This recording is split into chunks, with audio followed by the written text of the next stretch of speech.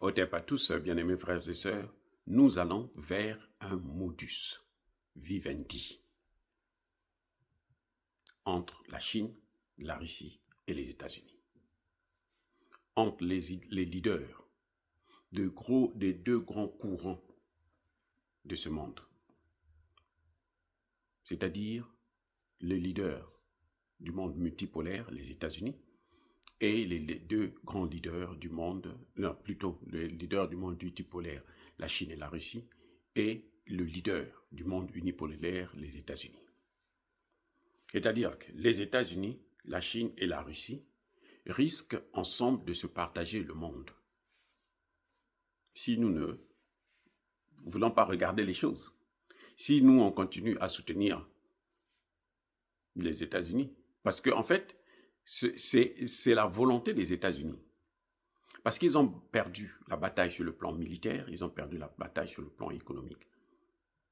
Les gens sérieux le savent. Les gens avertis le savent. Les experts ont déjà tout compris que les États-Unis ont perdu cette bataille contre les pays du Sud global, et notamment la Chine et la Russie. Sur le plan militaire, c'est la Russie qui est devenue la première puissance militaire au monde. Sur le plan économique, c'est la Chine qui est devenue la première puissance économique du monde. Ce ne sont plus les États-Unis. Les États-Unis sont, dans les deux cas, la deuxième puissance. Si les experts sérieux vous en parlent, ils vous le diront. Ce que les États-Unis ont de plus redoutable, c'est l'arme ultime.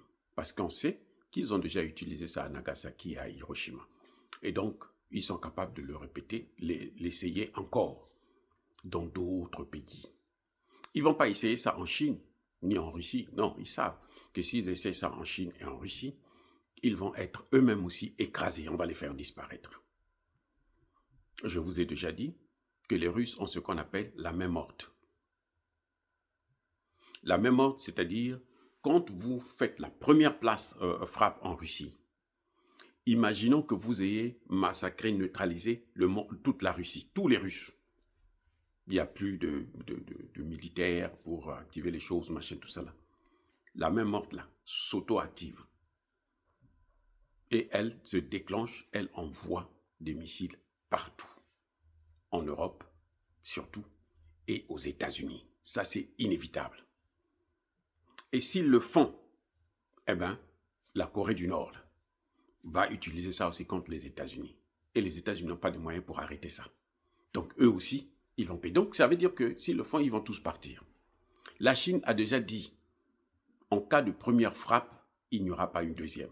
Nous allons nous assurer qu'il n'y ait pas une deuxième. C'est-à-dire, on va écraser celui qui a envoyé ça. La Chine a dit, hein, elle est claire là-dessus. Donc, sur tous les plans là, les États-Unis voient qu'ils ne peuvent plus aller nulle part. Ils peuvent aller employer ça, leurs armes là, encore au Japon peut-être, en Europe, oui, c'est possible. En Afrique, oui, surtout en Afrique, c'est même pas la peine. Les Africains eux-mêmes vont acclamer. Surtout les pays comme le Nigeria, en Afrique centrale, ils vont acclamer. On voit ça chez nous, on va tous mourir. Là, toi, tu vas rester à vie. C'est bon.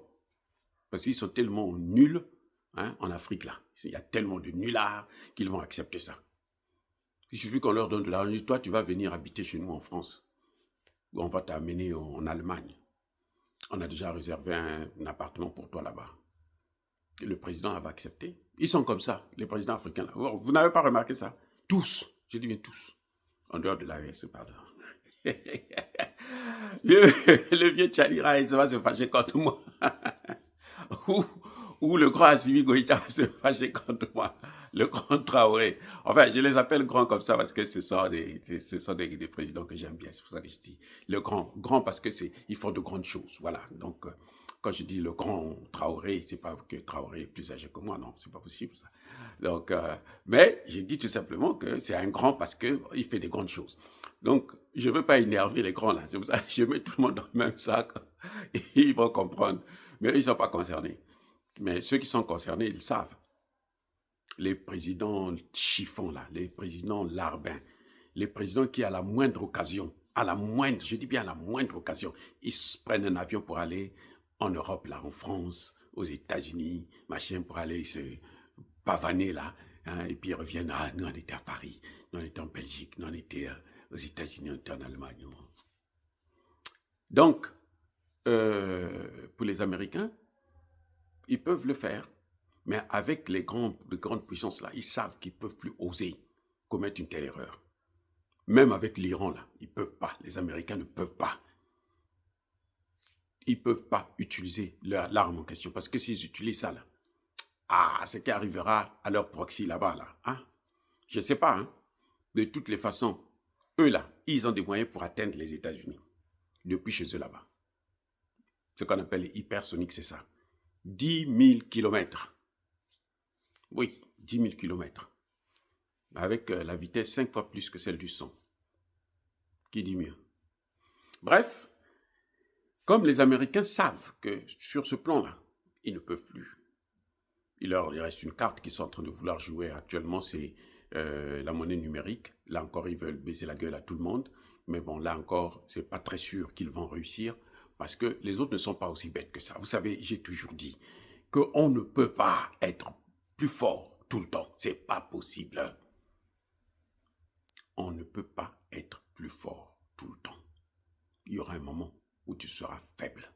Dieu ne peut pas laisser un homme être toujours plus fort que l'autre. C'est pas possible. Dieu là. C'est qu'il n'y a plus de Dieu.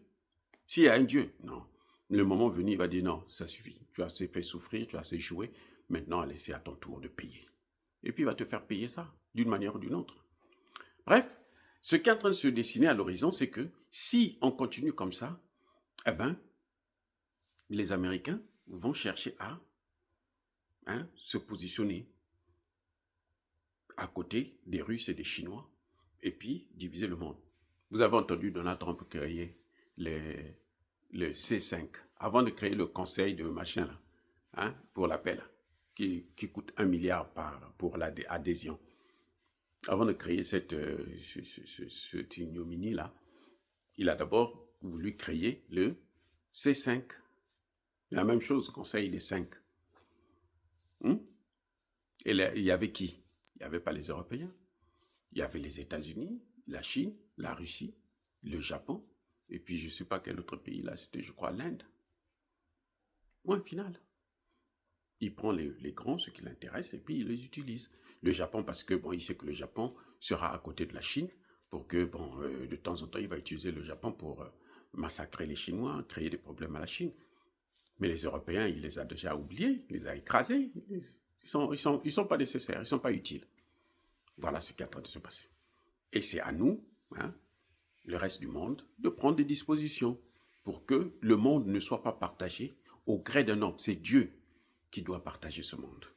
C'est Dieu qui doit décider de l'avenir, le destin de chaque pays. Et ce destin a déjà été tracé. Et nous ne pouvons pas être là à passer notre temps à vouloir détruire le destin des autres. Soyez bénis, j'ai dit.